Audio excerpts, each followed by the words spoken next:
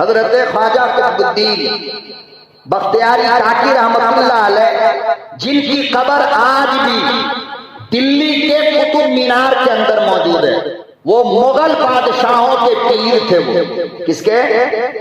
مغل بادشاہوں کے پیر تھے۔ آپ اندازہ لگاؤ کہ بادشاہوں کا جو پیر ہوگا وہ کتنا بڑا اللہ والا ہوگا، لیکن اللہ والا بنا کیسے؟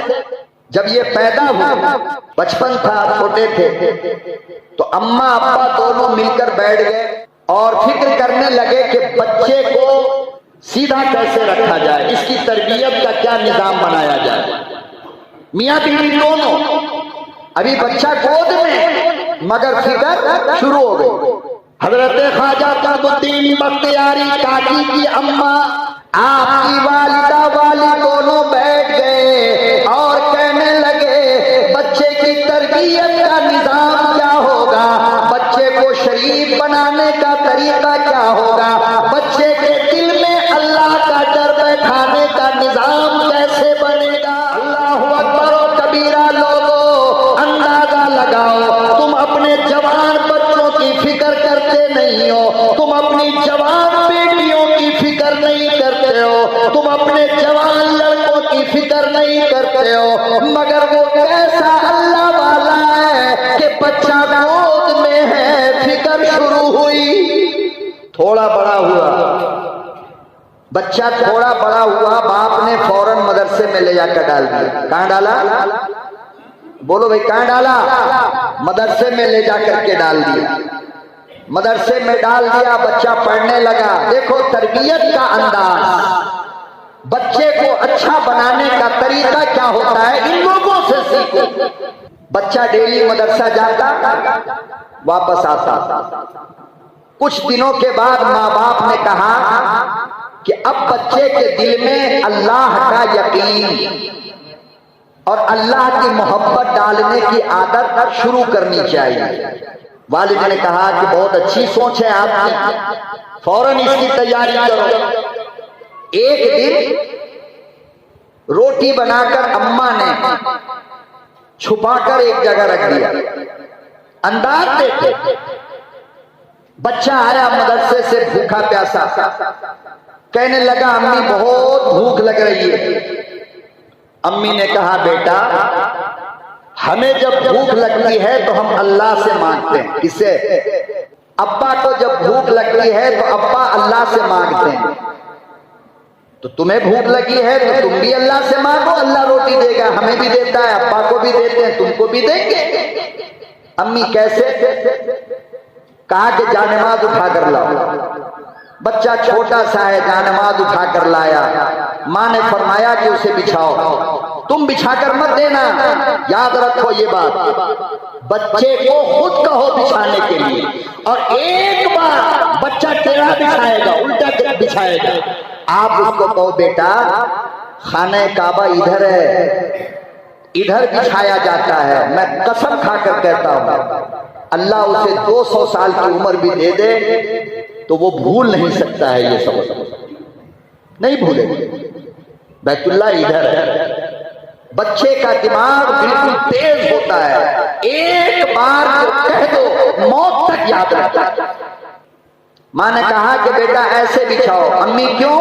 فرمایا اس لیے کہ ادھر بیت اللہ ہے، ادھر رک کر کے نماز پڑھیں گے تو نماز ہوگی، ورنہ نماز نہیں ہوگی۔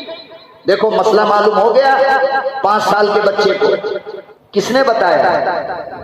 ماں نے۔ مصلی بچھایا، بچہ کھڑا ہو گیا۔ امی اب کیا کروں؟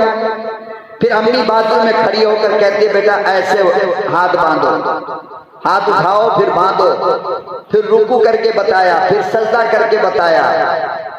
جب نماز پوری ہو گئی تو کہا بچے نے امی اب کیا کروں؟ تو امی نے کہا کہ مانگو اللہ سے روٹی، بھوک لگی ہے نا۔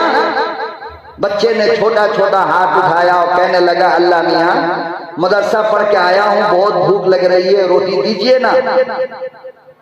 دعا پوری ہو گئی، کہنے لگا امی روٹی کہاں ہے؟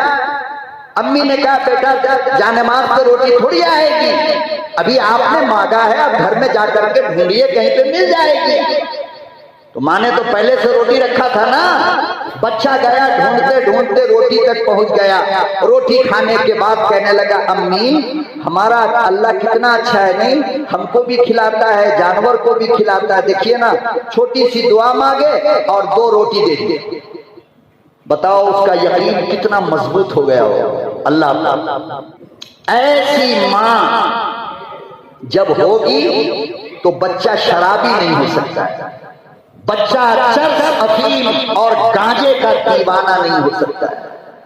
دوسرا دن پھر مدرسے گیا, ماں نے پھر روٹی رکھا, پھر آ کر کے اب بولنے کی ضرورت نہیں, اب مدرسے سے آیا مصلی بچھایا نماز پڑھا, اللہ میاں بھوک لگ رہی ہے روٹی دے دے, پھر اٹھا وہیں پر گیا وہاں روٹی پہلے سے رکھی ہوئی. ایسی ماں پر اللہ کی لعنت برستی ہے خدا کی قسم, جو اپنے بچوں کی ضد کے سامنے موبائل دے دیتے ہیں کہ بچہ دل بہلا لے.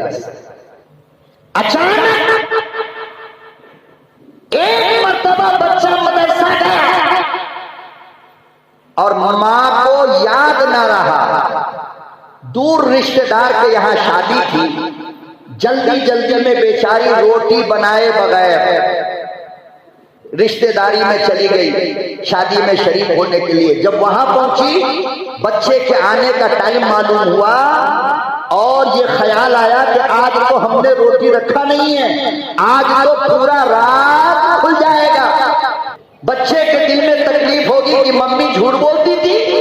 اللہ اکبر و کبیرہ کتاب میں لکھا ہے وہی رونے لگی, جلدی جلدی برقع پہنا بھاگی ہوئی چل کر آ رہی ہے, ساتھ میں روتی بھی جا رہی ہے, اللہ سے کہتی جا رہی ہے میرے پروردگار میری عزت بچا.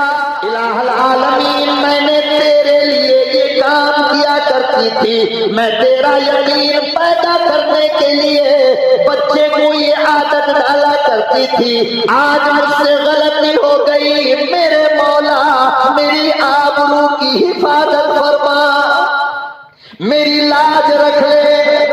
روتی پیٹتی گھر پہ آئی ہے, وقت گزر گیا, دیکھا کہ بچہ آرام سے بستر پہ سو رہا ہے. امی نے جلدی جلدی روٹی بنائی, آپ بچے کو جا کر جگایا, پیار سے گال پہ ہاتھ رکھ کر کے بچے کو اٹھایا, بیٹے اٹھ جاؤ نا بھوک لگ رہی ہوگی.